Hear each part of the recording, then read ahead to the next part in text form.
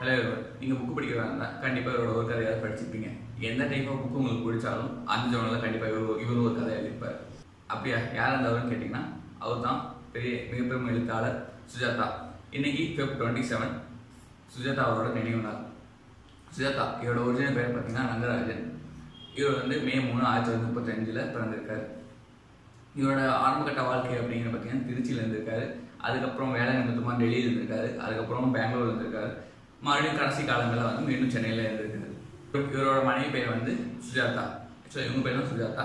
இவரோட ஒரிஜினல் நிஜ பேர் வந்து ரங்கராஜன். இவர் ஆனந்த விகடனத்தில் எழுத தொடர்ந்து ஸ்டார்ட் பண்ணும்போது அங்கே ஆல்ரெடி வந்து ராக்கி ரங்கராஜன் ஒருத்தர் இருந்திருக்கு. ஸோ அதனால் பேர் குழப்பம் வரக்கூடாது அப்படிங்கிறத தன்னோட மனைவி பேரை சுஜாதாங்கிறத புனை பேரை வச்சுக்கிட்டாரு. இவருக்கு வந்து 2 பசங்க இருக்காங்க, ரங்கபிரசாத், கேசவ பிரசாத். இந்த விஷயம் நான் சொல்லணும்னு ஆசைப்படுறேன். சுஜாதாக்கு வந்து ஒரு பெண் குழந்தை இல்லையே அப்படிங்கிற ஒரு ஃபீலிங் வந்து எப்பயுமே இருந்திருக்கிறதா அவர் வந்து ஒரு கதையை கூப்பிட்டுருப்பார். ஏன்னா அவங்க வந்து ஒரு பெண் குழந்தை பிறந்து இறந்துருப்பாங்க. அவர் டெல்லியில் வேலை பார்க்குற சமயம் அவங்க ஒய்ஃப் இங்கே ப்ரெக்னன்சி இருக்கும்போது ஒரு பெண் குழந்தை பிறந்திருக்கும். அதை பார்க்க வருவார். ஆனால் அவர் வரக்கு முன்னாடி அந்த குழந்தை இறந்துருக்கும். ஸோ அதனால அவரோட அந்த பெண் குழந்தை இல்லாத பார்க்க வந்து அவரோட ஒவ்வொரு கதையுமே எதிரொலி சேர்ந்திருக்கும். அவரோட எர்லி ஸ்டேஜஸ் ஆஃப் லைஃப் அங்கே வந்து அவர் ஆரம்ப காலகட்டத்தில் வந்து திருச்சியில் தான் வாழ்ந்திருக்காரு. திருச்சிங்கன்னா எக்ஸாக்ட் ஸ்ரீரங்கத்தில் அகரகாலத்தில் அவர் வந்து வாழ்ந்திருக்காரு. அப்போ வாழ்ந்த போது அவங்க பாட்டி கூட நடந்த சம்பவங்களை வந்து அவங்க படித்தது, அவங்க ஃப்ரெண்ட்ஸோடு இருந்தது, அவர் நிறைய குடும்பத்தரங்கள், அவங்க பாட்டி அவரை எப்படிலாம் கண்டிச்சு வச்சுருந்துருக்காங்க, அவங்க பாட்டி எப்படிலாம் ஏமாற்றி இருந்திருக்காங்க, அவங்க வீட்டில் பார்த்த வேலைக்காரி வேலைக்கு வந்தவங்க, இந்த மாதிரி எல்லாத்தையுமே அவரோட கதைகளை வந்து நாம் பார்க்க முடியும். ஸ்ரீரங்க தேவதைகள்ங்கிறது அந்த கதை தொகுப்பு. அதை வந்து நீங்கள் கண்டிப்பாக படிக்கலாம். ஸ்ரீரங்க தேவை. அதுக்கப்புறம் வந்து அவர் எழுதின புக்கு வந்து நிறையா இருக்குது. உங்களுக்கு துப்பறியும் கதைகள் பிடிக்குமா? கணேஷ் வசந்த் வச்சு எழுதியிருக்காரு, அதுதான் துப்பறியும் கதைகள். அதுக்கப்புறம் வந்து உங்களுக்கு நாடகங்கள் பார்க்க பிடிக்குமா? நாடகங்களும் அவர் எழுதியிருக்காரு. உங்களுக்கு இல்லை எனக்கு புக்கில் வந்து கதையெல்லாம் இன்ட்ரெஸ்ட் இல்லைங்க, எனக்கு வந்து ஆர்டிகல்ஸ் தான் படிக்க பிடிக்கும் அப்படின்னா அவர் எழுதின சயின்ஸ் அந்த ஆர்டிகல்ஸ் வந்து நிறையா இருக்குது. இல்லை எனக்கு பழைய சிலப்பதிகாரம்லாம் பிடிக்கும் அப்படின்னா சிலப்பதிகார விளக்கு எழுதியிருக்காரு. இல்லை சின்ன சின்ன பற்றி தான் நான் படிப்பேன் அப்படின்னா கணையாளின் கடைசி பக்கங்கள்னு சொல்லிட்டு ஒரு 30 வருஷமாக அது எழுதிட்டே வந்திருக்கு. அந்த புக்கே பார்த்தீங்கன்னா எவ்வளோ பெருசு இருக்கும். அதுக்கப்புறம் உங்களுக்கு அறிவியல் சார்ந்த கேள்வி இன்ட்ராக்ஷன்ஸ் பற்றி ஏதாவது வேணும்னா கற்றதும் பெற்றதும் இருக்குது. 3 தொகுதி இருக்குது கற்றதும் பெற்றதும். அதுக்கப்புறம் ஏன் எதற்கு எப்படி அதுவும் ஒரு தொகுதி இருக்குது. இந்த மாதிரி சுத்தனை எழுதியிருக்காரு. இல்லைங்க நான் புக்கே படிக்க மாட்டேன், சினிமா தான் பார்ப்பேன் அப்படின்னு சொன்னீங்களா? சினிமாவில் அவர் எழுதுன டைலாக்ஸ் நிறையா இருக்குங்க. ஒரு மனுஷன் 2 பேர் இன்டர்வியூ பேசிகிட்டு இருக்காங்க. ஒரு 15 நிமிஷம் ஷார்ட்டு, ஒரு லென்த்தி ஷார்ட்டு. அதை வந்து நீங்கள் பார்க்கணும். வேறு யார் பேசுகிறேன் 15 நிமிஷம் எப்போ பேசுறதே பார்க்கணுன்னு நீங்கள் பார்த்துருக்கீங்க, அதை ரொம்ப இன்ட்ரெஸ்டோடு பார்த்துருக்கீங்க. எஸ், முதல்வன் படத்தில் அடங்காது அகலாது தீக்காத கொள்கையே வேந்த சேர்ந்து வருவார் அப்படின்னு சொல்லிட்டு திருக்குறளாக சொல்லி வர நீங்கள் ஒரு நாள் இருந்து பாருங்கள். இந்த மாதிரி பயங்கரமான டைலாக்ஸ் வந்து இருக்குது. சுஜாதா ஆரம்பத்தில் மனிதன் கூட சேர்ந்து ஒர்க் பண்ணாலும் அதுக்கப்புறம் இந்தியன் படத்தில் ஆரம்பித்தார் சங்கர் அவங்க காம்போ. அதுக்கப்புறம் கடைசியில் ரோபோ வரைக்கும் கடைசி அவர் எழுதின படம் வந்து ரோபோ. அதுக்கு வந்து அவரால் வந்து அதை முடிச்சு கொடுக்க முடியல. அதுக்கப்புறம் மதக்காக்கி செய்து முடிச்சாங்க, அது வேறு கதை.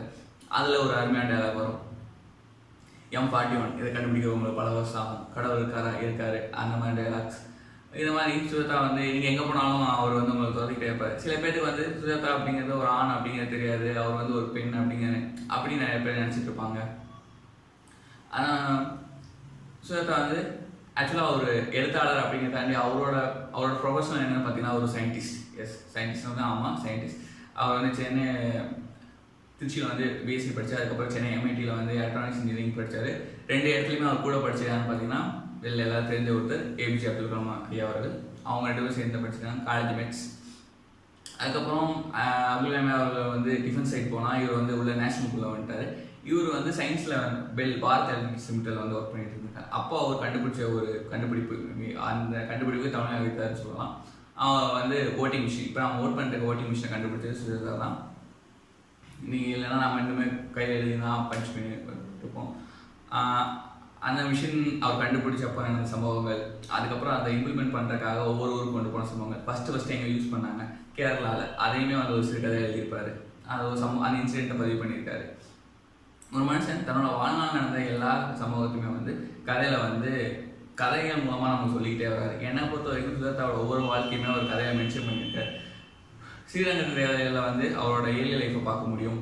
பெங்களூரில் அவர் இருந்த ஸ்டேஜஸில் வந்து பெங்களூர் சம்மந்தப்பட்ட கதைகளை படித்து நான் அதாவது அவர் அந்த ஊரில் இருக்கும்போது அந்த ஊர் சார்ந்த இடங்களை வந்து அவரால் வந்து அவ்வளோ துல்லியமாக வந்து அவரால் சொல்ல முடியும். ஸ்ரீரங்கத்துக்கு தேவையில்லை, ஸ்ரீரங்கம், திருச்சி, காவிரி பாலம் இதெல்லாம் வந்து அவர் எப்படி சொன்னாரோ அதே மாதிரி பெங்களூர் இருக்கும்போது Majestic, Shivaji Nagar, commercial street இதெல்லாம் பற்றி சொல்லியிருப்பார். டெல்லியில் இருக்கும்போது அந்த ஏரியா பற்றி சொல்லியிருப்பார். டெல்லியில் ஒரு குடியரசு தினம் எப்படி இருக்கும் அதை நீங்கள் படிக்கணும்னா கண்டிப்பாக சுஜாதா அதையும் சொல்லியிருப்பாரு. பெங்களூரில் டிராஃபிக் எப்படி இருக்கும் சுஜாதா அதையும் சொல்லியிருக்காரு. சென்னையை வந்து 2027 வந்து எப்படி பில்ட் பண்ணலாம் அப்படின்னு அதுக்கும் ஒரு ஐடியா கொடுத்துருக்காரு. ஒரு 10 ஐடியா கொடுத்துருப்பாரு. அதை நீங்கள் டேட் படிச்சனாலே உங்களுக்கு அது புரியும். அப்புறம் கடவுள் பற்றி, சயின்ஸ் பற்றி ஆராய்ச்சிகள். சுஜாதா மேலே வந்து எப்பயுமே ஒரு குற்றச்சாட்டு வந்து இருந்திருக்கும். என்ன மாதிரி குற்றச்சாட்டுனா அவர் வந்து ஒரு பார்ப்பனர், அதாவது எப்பயுமே வந்து அவங்க சப்போர்ட் பண்ணி தான் பேசுறாங்க. அப்படிலாம் இல்லை. சுஜாதா வந்து குரான் படிச்சிருக்காரு. அதை பற்றி கடவுள் இருக்காரு அப்படின்னு ஒரு புத்தகத்தில் வந்து குரான் பற்றி பேசியிருக்காரு சுஜாதா. இந்த மாதிரி ஒருத்தரோட கண்டுபிடிப்பும் அவரோட பங்கும் வந்து ஒரு தலைமுறையை கட்டுப்பட்டு இருக்கு. சுஜாதா வந்து இலக்கியத்தில் பெரிய ஆள் இல்லை. அவர் எழுதின புக்கெலாம் அவ்வளோ பேசல. இல்லை ஒரு கமர்ஷியல் படமாக தான் இருக்கும். ஒரு ஆர்ட் அந்த ஃபீலிங் இருக்காது. ஒரு கல்ட்டில் அதாவது சுந்தர ராமசாமி ஒரு புளிய மாற்றிருக்காரு அந்த ரேஞ்சுக்கு இல்லை, ரேடியன்ஸில் இருக்கும் அந்த மாதிரிலாம் எதுவும் சொன்னாங்க. ஆனால் இவங்க எல்லாருக்குமே சுஜாதாவை பிடிச்சிருக்கு. ஏன்னா சுஜாதா வந்து பெருவாரியான மக்களுக்கான எழுதுனவர். அவர் கமர்ஷியல் எழுதுறதுக்காக தன்னானே இது பண்ணிட்டார் என்னன்னு தெரியல. ஆனாலும் அவர் வந்து நிறையா மக்களுக்காக எழுதினார். சுஜாதா பிற்காலத்தில் வந்து சினிமாக்காக ஒர்க் பண்ணாலும் அவர் ஆரம்ப தொடக்கத்தை வந்து சினிமா அவரை மாதிரி பகடி பண்ணுறதுக்கு வேறு யாருமே கிடையாது. கடைசி பக்கங்களில் முதல் சில பேஜஸ் நீங்கள் படிச்சிருந்தீங்கன்னா அதில் சிவாஜி பயங்கரமாக கலாச்சிருப்பார். அவரே அப்படி நடிக்கிறாரு, ரொம்ப ஒரு மாதிரி நடிக்கிற மாதிரி இருக்கு சொல்லிட்டு சிவாஜியை நாம நடிகர் தினம் கொண்டாட வந்து சிவாஜியை அவர் பகடி பண்ணியிருப்பார். சுஜாதாவுக்கு 2 முகங்கள் இருக்குன்னு சொல்லலாம். ஒரு முகங்கள் வந்து கணேஷ், இன்னொரு முகங்கள் வசந்த். அவர் மேக்ஸிமம் கணேஷா வந்து நமக்கு நிறைய தெரிஞ்சிருக்காரு. வசந்தை வந்து அவருக்கு மட்டும் தெரிஞ்சதாக இருக்கணும், நம்ம கதை மூலம் மேக்ஸிமம் பண்ணியிருக்காரு. சுஜாதாவோட கணேஷ் வசந்த் சொன்னோடனே எல்லாத்துக்கும் ஞாபகம் வருது அந்த மெக்சிகோ சலைவக்கார ஜோக். இந்த ஜோக்கை வந்து இப்போ நம்ம எல்லாத்துக்குமே தெரிஞ்சிச்சு. ஆனால் அந்த ஜோக்கை வந்து கடைசி வரைக்கும் சொல்லாமலேயே மெயின்டைன் பண்ணிட்டு இருந்தது தான் சுஜாதா. விஞ்ஞானம் சொல்லும்போது விஞ்ஞானிகள் ஒரு 50 கதை எழுதியிருக்காரு. நம்மளால ஒரு கதை எழுதவே நிறையா படிக்க வேண்டியது. அதுக்கப்புறம் பெரிய நாவல் இனி மீண்டும் சொன்னோம். இனி தான் எந்திரனா வந்துச்சு, அதோட கதைகள் தான். அப்புறம் அவர் எழுதி நிறைய புக்குகள் வந்து சினிமா வந்திருக்கு. விக்ரம், பிரியோம் சந்திப்போம், காயத்ரி, பிரியா இந்த மாதிரி அவரோட புக்கெல்லாம் வந்து நிறையா வந்து கரையெல்லாம் செண்பகப்பூ. கரையெல்லாம் செண்பகப்பூ படம் வந்ததே எல்லாரும் தெரியுமா தெரியல. ஆனால் அந்த புக்கு வந்து அவ்வளோ இன்ட்ரெஸ்டிங்காக இருக்கும். நாட்டுப்புற பாடல்களில் வந்து பெரிய இன்ட்ரெஸ்ட் இருந்திருக்கு. அதை பற்றி தனியாக ஆராய்ச்சி பண்ணியிருந்திருக்காரு. கம்ப்யூட்டர் ஒரு கிராமத்துக்கு கொண்டு போய் சேர்த்தது கம்ப்யூட்டர் கிராமம். ஏழு சிங்க இங்கே வந்து திசைகண்டே வான்கண்டே. ராஜா காலத்தில் ஒரு கதை நினச்சா வசந்தகுமாரின் காதல் கதை. ஜாதி எதிர்ப்பு பற்றி ஒரு கதை எழுதுமா, ரத்தம் ஒரே நிறம். இந்த மாதிரி நீங்கள் எந்த ஜோனால் கை காட்டினாலும் அதில் சுஜாதா வந்து கண்டிப்பாக கதை எழுதியிருப்பார். எல்லாம் சொன்னாங்க அவர் வந்து நிறைய இங்கிலீஷ் புக் படித்து அதுலேருந்து காப்பி அடிச்சிருந்தாங்க. இதை காப்பிங்கிற வார்த்தைக்கு இடமே இல்லை. அவர் வந்து இன்ஸ்பைர்னு கூட சொல்லலாம். ஏன்னா அங்கேருந்து அந்த ஜோனலில் வந்து கதை இருக்குது, அதை தமிழுக்கு கொடுக்கணும்னு நினைக்கும் போது அது என்ன பண்ண முடியும், அந்த மாதிரி தான் இருக்கும். ஏன்னா நம்ம அந்த படித்தே கிடையாது. வரைக்கும் சயின்ஸ் ஃபிக்ஷன் ஒரு பெரிய ஜோனலை இன்ட்ரோ பண்ணது சுஜாதா தான். அதுக்கப்புறம் அவர் அந்த அளவுக்கு சயின்ஸ் யாருமே எழுத கிடையாது. சுஜாதா இன்ட்ரோ பண்ண வெளிநாட்டு எழுத்தாளர் அவர் கதை மூலமாக ஒவ்வொரு ரைட்டரும் மென்ஷன் ஹார்லி சேசிஸ் அந்த மாதிரி அவங்க அந்த ஹீரோஸ் படிக்கிற புக்கெல்லாம் பார்த்தீங்கன்னா அவர் படித்த புக் தான் ஆப்வியஸ்லி மென்ஷன் பண்ண முடியும். அதெல்லாம் வந்து அவர் நமக்கு அறிமுகப்படுத்தின எழுத்தாளர்கள் பார்த்தீங்கன்னா அவங்களே ஒரு 100 பேர் இருப்பாங்க. நம்ம தமிழ் எழுத்தாளர் அவரை பார்த்து இன்ஸ்பயர் ஆனவங்க நிறைய பேர் இருக்காங்க. எக்ஸாம்பிள் சாரணி, தீதா, பாலகுமார் இவங்க எல்லாமே வந்து சுஜாதா பார்த்து ஏதோ ஒரு வகையில் இம்ப்ரெஸ் ஆனவங்க. அதை வந்து அவங்களே அவங்க பேட்டி சொல்லியிருக்காங்க.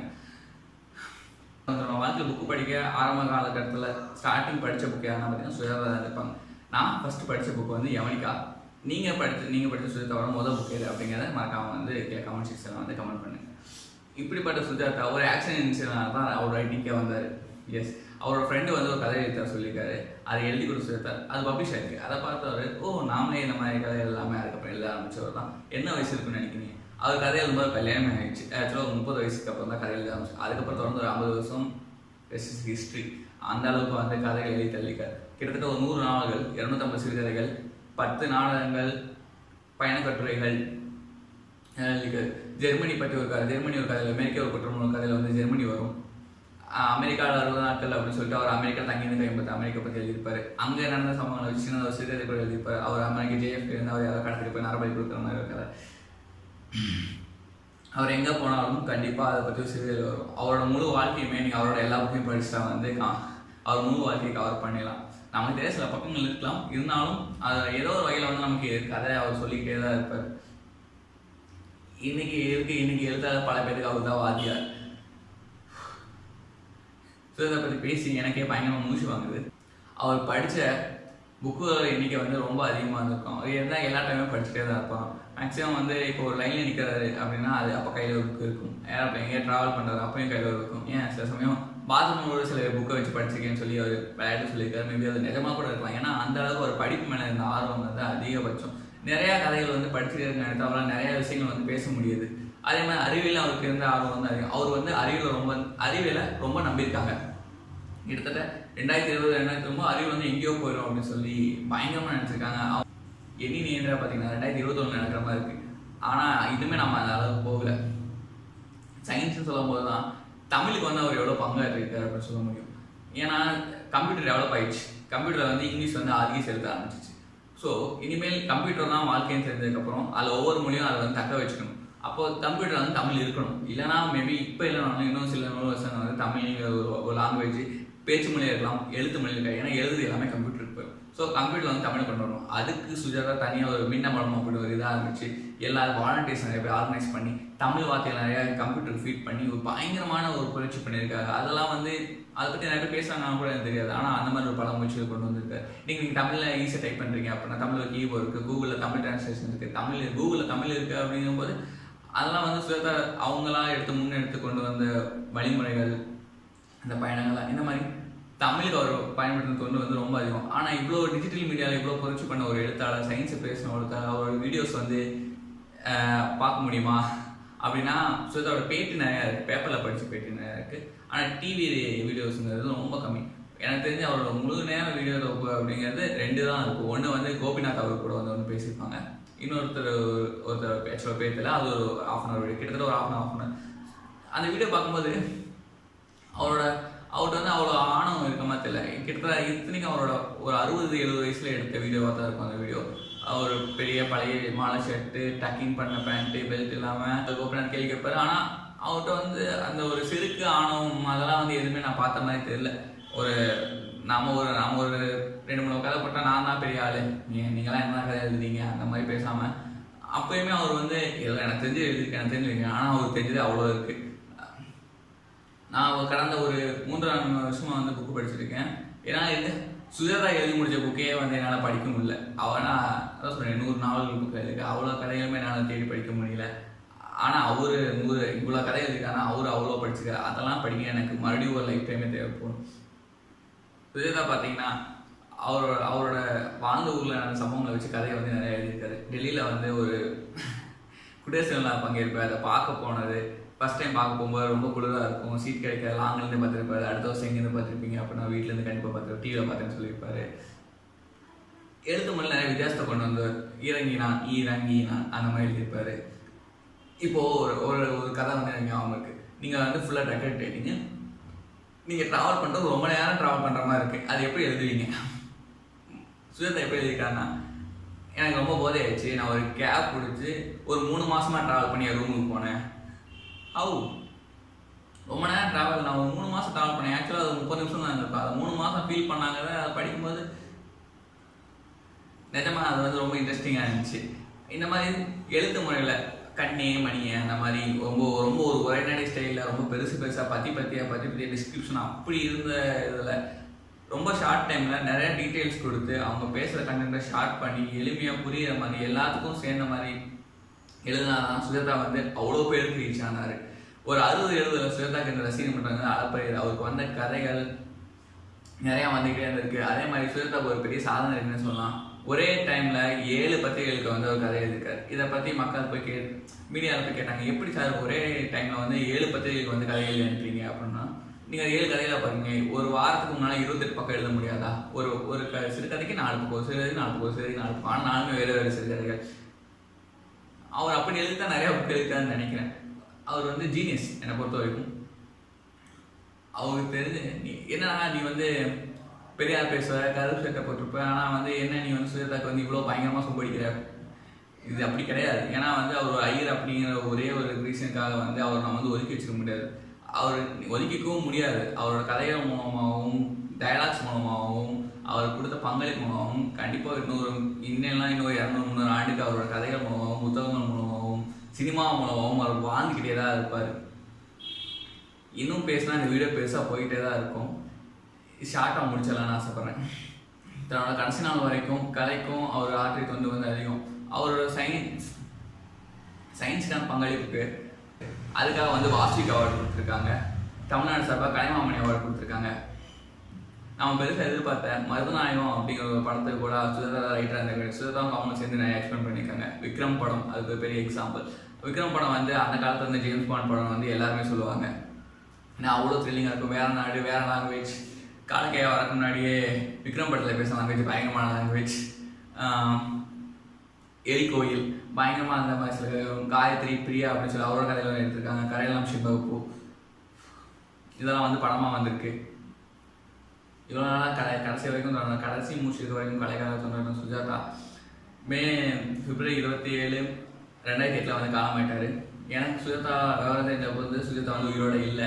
சுஜாதா பற்றி தெரிய வரும்போது நான் சென்னை ஃபிலிம் புக் ஃபெஸ்டிவல் போகும்போது புக் ஃபெஸ்டிவலில் உயிர்மையில் உட்காந்து அவர் எல்லாத்தையும் கையில் போட்டதெல்லாம் புக்கில் மென்ஷன் பண்ணியிருக்காரு. இந்த மாதிரி ஒரு மனுஷன் அவரோட வாழ்க்கையை நீங்கள் பார்க்கனாலே அவரோட புக்கு ஃபுல்லாக படிச்சாலே கிட்டத்தட்ட அவங்க வாழ்க்கை உங்களுக்கு தெரிஞ்ச மாதிரி தான். அப்போ கூட அவர் சுஜாதா பார்க்க முடியலன்னு சொல்லி பயங்கரமாக ஃபீல் பண்ண காணலாம் இருக்குது. என்னோட வாழ்க்கையில் ஒரு திருப்புமுனை ஏற்படுத்தின ஒரு எழுத்தாளர், என்ன படிப்பதற்கு தோன்ற ஒரு எழுத்தாளர் தான் சுஜாதா அவர்கள்லாம். அவருக்காக இந்த வீடியோ சமர்ப்பிக்கிறதுல ரொம்ப சந்தோஷமாயிருக்கேன். சாரி வீடியோ கொஞ்சம் லென்த்தாக போயிடுச்சு, தேவையெல்லாம் வளவளன்னு பேசினாலும் கொஞ்சம் மன்னிச்சுக்கோங்க. இந்த மாதிரி பெரிய எழுத்தாளரை பற்றி பேசுகிறேன், இருந்தாலும் சுஜாதா பற்றி பேசணும்னு தோணுச்சு. அதுக்காக இந்த வீடியோ இது வரைக்கும் பார்த்த எல்லாருக்கும் நன்றி.